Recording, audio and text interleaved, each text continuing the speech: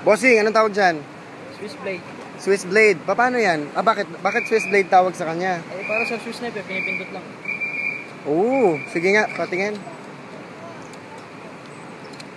Yes. Made in? Batangas, sir. Batangas. Okay, what about the other one? What do you call this one? Balisong. Balisong. Butterfly knife. Ito ang sa... Butterfly knife. Some people call it butterfly knife.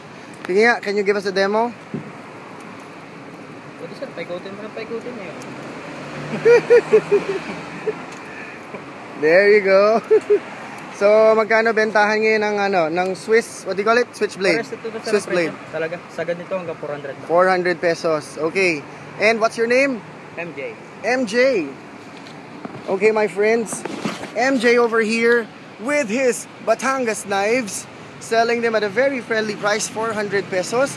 He's just, right now, I located him here, just beside Rowena's, here in, what's the name of this highway, bro? Aguinaldo Highway going to Santa Rosa. Aguinaldo Highway going to Santa Rosa.